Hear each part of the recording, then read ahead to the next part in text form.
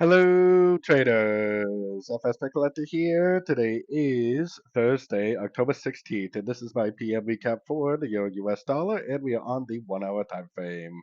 So this morning I was saying that this could still be a pullback, and it definitely still could go down. But I was also saying that if it breaks structure to the downside at a Fibonacci level, I would for sure take it as a short. But instead, what happened is we made a push down, made a higher low, made a higher low, and just kept on pushing up.